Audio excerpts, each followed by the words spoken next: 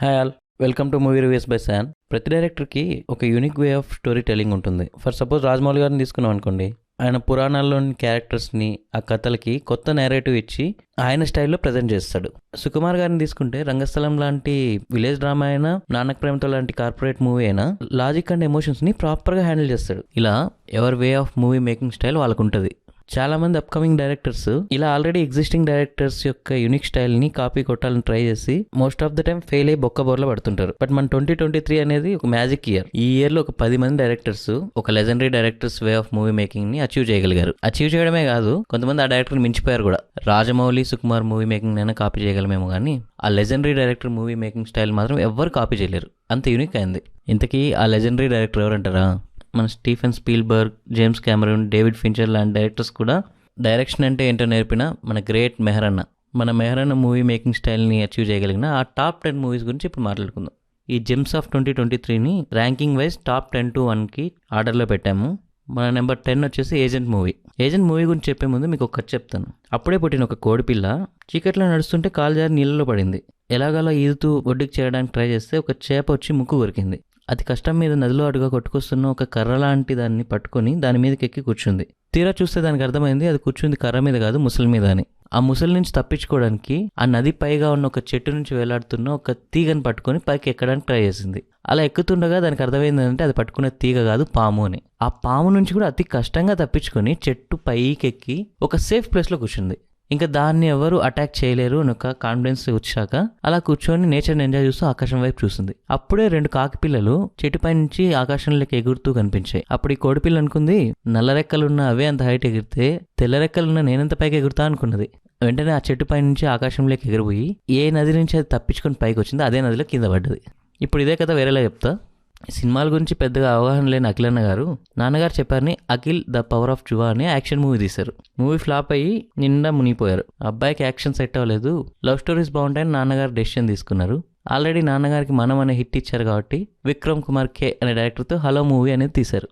విచిత్రం ఏంటంటే ఈ హలో అనే love story movie utter flop అయిన యాక్షన్ మూవీ అఖిల్లో సగం కూడా కలెక్షన్ చేయలేకపోయింది. ఇలా కాదని మన అయ్యగారైన అఖిల్ గారు తన ఓన్ డెసిషన్ తీసుకోవాలనుకుని తొలి ప్రేమతో అప్పుడే ఫ్రెష్ హిట్ కొట్టిన డైరెక్టర్తో మిస్టర్ మజ్ను అనే మూవీ తీశారు. ఈ మిస్టర్ మజ్ను అనే మూవీ హలో మూవీలో సగం కలెక్షన్ కూడా చేయలేదన్నమాట. ఇలా కాదని ఫ్యామిలీ మొత్తం కూర్చొని చర్చించి బొమ్మరిల్లు అనే ఫ్యామిలీ మూవీ తీసిన డైరెక్టర్ అయిన భాస్కర్ని పిలిపించారు. ఆయన కథ నచ్చింది, సినిమా పట్టాలెక్కింది, కట్ చేస్తే సినిమా మంచి హిట్ కొట్టింది. మొత్తానికి హ్యాట్రిక్ ఫ్లాప్స్ తర్వాత అయ్యగారు సక్సెస్ అనే చెట్టు మీద కూర్చున్నారు.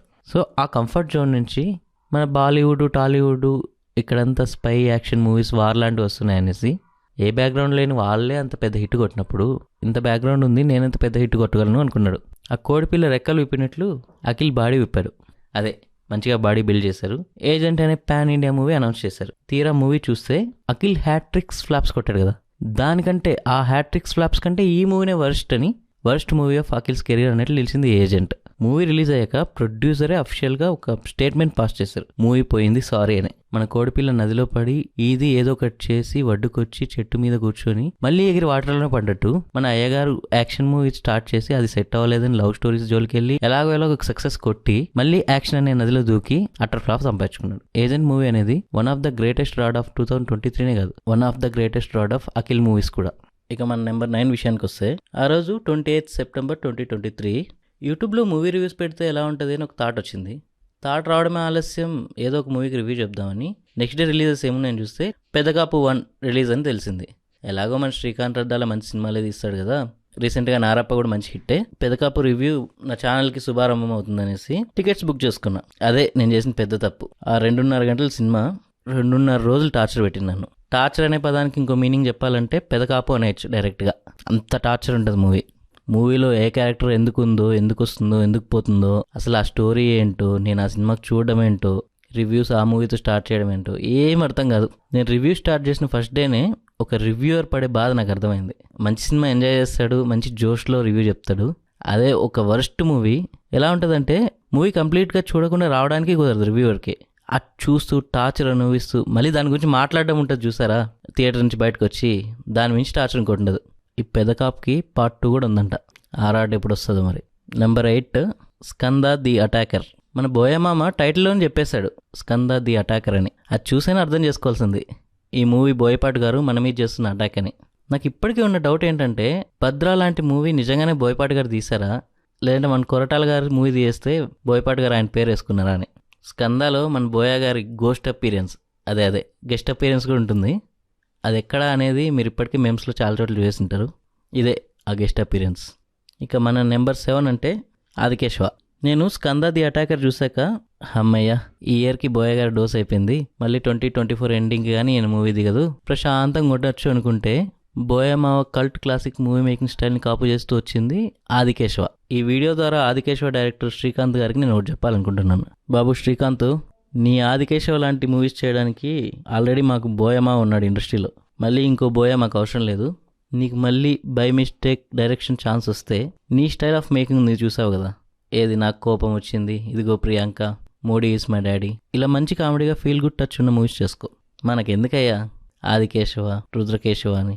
ఇంకా నెంబర్ 6కి వస్తే రూల్స్ రంజన్. ఒక మూవీకి వెళ్ళినప్పుడు మూవీ క్లైమాక్స్లో థియేటర్ డోర్స్ ఓపెన్ చేస్తారు, ఇంకా మూవీ ఎండ్ అవుతుంది అనగా. అది మీకు స్వర్గంలాగా ఎప్పుడైనా అనిపించిందా? థియేటర్లో కూర్చొని మూవీ చూస్తుంటే ఇడ్లీ కుక్కర్లో కూర్చొని ఉడుకుతున్నట్లు ఎప్పుడైనా ఫీల్ అయ్యారా? మూవీ చూసి వచ్చాక వన్ డే మొత్తం డిప్రెషన్లోకి ఎప్పుడైనా వెళ్ళారా? అయితే మీరు రూల్స్ రంజన్ మూవీ చూడలేదని అర్థం. ఈ మూవీ చూస్తే నేను పైన చెప్పిన ప్రతి ఒక్క సిమ్టమ్ మీకు వస్తుంది. సమ్మోహనుడ సాంగ్ కోసం వెళ్తే సావుగొట్టి బయటికి పంపించారు. నెంబర్ 5 పిక్ ఏంటంటే మీటర్ మూవీ. మీటర్ మూవీకి యాప్ట్గా క్యాప్షన్ ఏం పెట్టొచ్చో తెలుసా? స్కందర్ ది అటాకర్ లాగా మీటర్ ఈ మూవీలో మ్యాటర్ లేదు. ఇప్పటి వరకు ఏ హీరో చేయలేని ఒక రేర్ ఫీట్ మన కిరణ్ అబ్బవరం చేశారు. అదేంటో తెలుసా? ఒకే ఇయర్లో 2 రాడ్లు దింపడం. ఈ అరుదైన రికార్డ్ని మన హీరో సాధించాడు. ఈ మీటర్ అనే మూవీని పుష్ప లాంటి మూవీ తీసిన ఒక బ్యానర్ ఎలా ప్రొడ్యూస్ చేసింది అనేది ఇప్పటికీ నాకు ఒక షాకింగ్. నెంబర్ 4 శాకుంతలం. మా ఇంట్లో మా మమ్మీ అవేవో సీరియల్స్ చూస్తుంటారు. అప్పుడప్పుడు ఇంట్లో అటు ఇటు తిరుగుతూ ఆ సీరియల్స్ కొద్దిగా కంటపడతాయి. అబ్బా ఇదేం లేగరా బాబు, ఎలా చూస్తున్నారేమో అనిపించేది. శాకుంతలం మూవీకి వెళ్ళి థియేటర్లో కూర్చున్నాక ఈ మూవీతో పోలిసి మా మమ్మీ సీరియల్స్ చాలా బాగున్నాయి కదా అనిపించింది. మూవీ మొత్తం ఒక హై ఉండదు, లో ఉండదు, ఫ్లాట్ నెరేషన్, ఫ్లాట్గా వెళ్తుంటుంది మూవీ మొత్తం. నెంబర్ 3 బోలాశంకర్. ఈ వీడియోలో చాలా రాడ్ మూవీస్ గురించి మాట్లాడుకున్నాం. ఈ వీడియోకి ఇన్స్పిరేషన్ అయిన మన మెహరన్న గురించి మాట్లాడుకోకపోతే ఎలా? నాకు ఇప్పటికీ అర్థం కాని విషయం ఏంటంటే మెహరన్న తన కల్ట్ మూవీ మేకింగ్ స్టైల్ని వదిలేసి బిల్లా లాంటి మూవీ ఎలా తీయగలిగారు అని. 2015లో వచ్చిన వేదాలం మూవీనే అప్పటికే 2015కి అవుట్డేటెడ్ స్టోరీ. ఆ మూవీ హిట్ అవ్వడానికి 2 రీజన్స్. ఒకటి అజిత్ యాక్టింగ్ అండ్ ఆ ట్రాన్స్ఫర్మేషన్ సీన్స్ ఉంటాయి కదా అవి.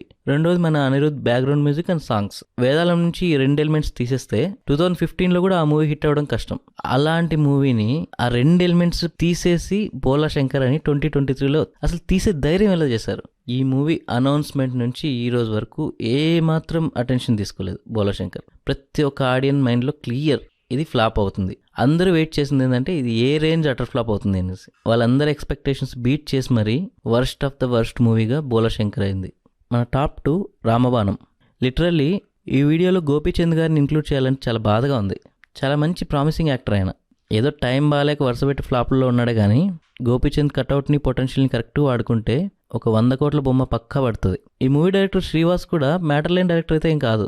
ఒక లక్ష్యం, ఒక రామరామకృష్ణ కృష్ణ, ఒక లౌక్యం, ఇలా మంచి స్టోరీ కాన్సెప్ట్ని బాగా హ్యాండిల్ చేశారు ఆయన అప్పట్లో. లక్ష్యం అండ్ లౌక్యం లాంటి మంచి హిట్స్ ఇచ్చిన గోపీచంద్ శ్రీవాస్ది హ్యాట్రిక్ కాంబో అనౌన్స్మెంట్ అంటే కొంచెం ఎక్స్పెక్టేషన్స్ ఉండే, బట్ ఇలాంటి క్రింజ్ మూవీ అయితే అస్సలు ఎక్స్పెక్ట్ చేయలేదు. ఇక మన టాప్ 1 మూవీ విషయానికి వస్తే the greatest of the great మళ్ళీ పెళ్ళి. అదేదో మూవీలో కుక్క ఉచ్చబోసే వీడియోస్కి రెఫరెన్స్ ఉంటుంది కదా. లిటరల్గా Naresh and Pavitra Lokesh the romance చూడడం కంటే ఆ కుక్క ఉచ్చబోసే వీడియోలు చూడడమే బెటర్. నా అదృష్టం కొద్దీ ఈ మూవీ నేను ఓటీటీలో చూసా. నాకు ఈ మూవీ థియేటర్లో చూసిన వాళ్ళ ఎక్స్పీరియన్స్ గుర్తు తెచ్చుకుంటుంటే చాలా జాలేస్తుంది. ఈ ఆటోబయోగ్రఫీని నరేష్ అండ్ పవిత్రలకి షో వేసి చూపిస్తే వాళ్ళు కూడా చూడలేరు ఈ మూవీని, అంత దరిద్రంగా ఉంటుంది. సో ఈ ఇయర్ అవార్డు అయితే మళ్ళీ పెళ్లి కొట్టేసింది worst movie of the year award. ఈ వీడియోలో ఆదిపురుష్ ఎందుకు ఇంక్లూడ్ చేయలేదంటారా? ఆదిపురుష్ మూవీలో మన ప్రభాస్ అన్న తప్ప అంతా నార్తే, అది నార్త్ సరుకు. ఆ మూవీని మన తెలుగు మూవీస్ లిస్ట్ లోకి యాడ్ చేసి మన పరువు పోగొట్టుకోవాలనుకోవట్లేదు. That's the video guys. Hope you like the video. మీ టాప్ 10 వర్స్ట్ మూవీస్ లిస్ట్ ఏంటనేది కింద కామెంట్లో రాయండి.